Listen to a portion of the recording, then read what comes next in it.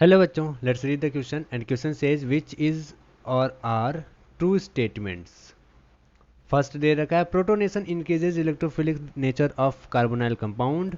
B दे रखा है CF3SO3 minus is better leaving group than CH3SO3 minus.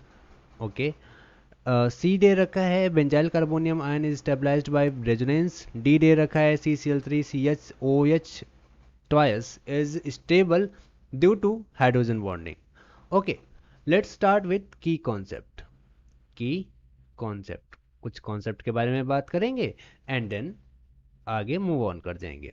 So पहला दे रखा है protonation increases electrophilic nature of carbonyl compound. अब देखिए, अगर हम देखें कार्बोनाइल कंपाउंड को तो कार्बोनाइल कंपाउंड कुछ ऐसे होता है, सी डबल बॉन्ड ओ। अब अगर हम यहाँ पे प्रोटोनेशन करवा रहे हैं H प्लस से ट्रीट करवाएंगे, चूंकि यहाँ पर इसके पास लोन पेयर है, दो लोन पेयर है यहाँ पे ऑक्सीजन पे, सो क्या करेगा, ये इसे अट्रैक्ट करेगा और यहाँ पे प्रोटोनेशन होगा ऑक्सीजन का, ये कुछ ऐसे हो जाएगा और यहाँ पे आ गया प्लस। ओके, एंड यहाँ पर कार्बोकेटाइन का फॉर्मेशन हो जाएगा। ओके, सो अब अगर आप यहाँ पे ध्यान से देखिए तो क्या कह रहा है, protonation increases the electrophilic nature of carbonyl compound. Electrophilic nature of carbonyl compound बढ़ा देता है। क्या ये सही है? हाँ जी, देखिए एकदम बिल्कुल बिल्कुल सही है। कैसे ये हो रहा है? अब यहाँ पे इलेक्ट्रोफिलिक मतलब क्या हुआ? इलेक्ट्रोफिलिक मतलब इलेक्ट्रॉन लवर, इलेक्ट्रोफाइल। इलेक्ट्रोफाइल क्या होता है? इलेक्ट्रोफाइल मतलब इलेक्ट्रो मतलब इलेक्ट्रॉन एंड फाइल मतलब लवर, लवर।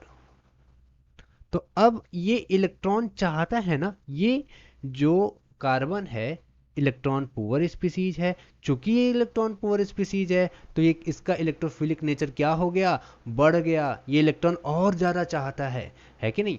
सो इसलिए पहला स्टेटमेंट तो बिल्कुल बिल्कुल करेक्ट है। अब आते हैं सेकंड स्टेटमेंट पे। ये था ए वाला, अब बी वाले पे आते हैं। बी वाला कह रहा है CF3SO3 माइनस आयन। अगर हम यहाँ पे देखें CFFSO3, S double bond O, double bond O, O minus, and CH3S double bond O, O minus, double bond O। सो अब चेक करते हैं बेसिकली क्या है यहाँ पर।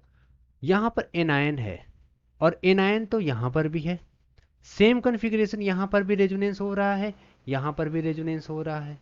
ओके, अब अगर हम यहाँ पे ध्यान से देखें तो यहाँ पर माइनस आई और माइनस आई ग्रुप प्रेजेंट है। सो ये क्या करेगा, अब अगर हम ध्यान से देखें तो माइनस आई इफेक्ट या इलेक्ट्रॉन विड्रॉविंग नेचर क्या करता है, it is directly proportional to stability of anions. Anions की स्टेबिलिटी के डायरेक्टली प्रोपोर्शनल होता है। सो यहाँ पर सबसे ज़्यादा स्टेबिलिटी किसकी होगी, CF3 वाले की होगी। और चूंकि इसकी स्टेबिलिटी ज़्यादा है तो ये क्या होगा, एक बेटर लिविंग ग्रुप होगा, एक बहुत ही शानदार लिविंग ग्रुप होगा। सो यहाँ पर ये ग्रेटर होगा इन लिविंग ग्रुप टेंडेंसी, यानी बी वाला ऑप्शन भी करेक्ट है। फिर कह रहा है benzyl carbonium ion is stabilized by resonance. अगर हम बेंजाइल कार्बोनियम आयन को देखें तो ये कुछ इस तरीके से दिखेगा, ये रहा बेंजीन और यहाँ पे डबल बॉन्ड, यहाँ पे CH2 और यहाँ पर ये प्लस, ये हो गया बेंजाइल कार्बोनियम आयन। अब अगर आप ध्यान से देखो सो बेसिकली क्या होगा, ये बॉन्ड इस तरफ शिफ्ट होगा और यहाँ पे कुछ डबल बॉन्ड बनेगा, फिर यहाँ शिफ्ट होगा, फिर यहाँ शिफ्ट होगा, यानी कुल मिलाकर के यहाँ पे रेजोनेंस हो रहा है। तो ये क्या है, ये स्टेबल है। क्यों स्टेबल है? Due to resonance stabilize, resonance stabilized है ये।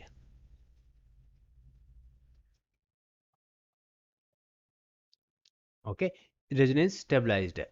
अब हम बात करते हैं डी वाला। डी वाले में कह रहा है CCl3CHOH twice is stable due to hydrogen bonding. Okay, आइए चेक करते हैं। CCl3, ये रहा Cl, ये रहा Cl और ये हो गया Cl और CH, H, H, I think यही है 1 मिनट, OH OH है ना, सो यहाँ पर हम थोड़ा सा सुधार कर लेते हैं। ओके, ये हो गया O और ये हो गया H, ये हो गया O और ये हो गया H। अब अगर आप यहाँ पे ध्यान से देखिए तो यहाँ पर क्या हो रहा है, यहाँ पे हाइड्रोजन बॉन्डिंग बन रही है Cl और हाइड्रोजन के बीच में। चूंकि यहाँ हाइड्रोजन बॉन्डिंग बन रही है, ये स्टेबल हो जा रहा है। और अब स्टेबल हो रहा है क्यों? क्योंकि यहाँ पे हाइड्रोजन बॉन्डिंग हो रही है। तो यहाँ पर ये वाला ऑप्शन भी बिल्कुल बिल्कुल करेक्ट है। ये भी सही है, ये भी सही है। तो यहाँ पे चारों के चारों ऑप्शन करेक्ट हैं। Hope you understand it well. Best of luck.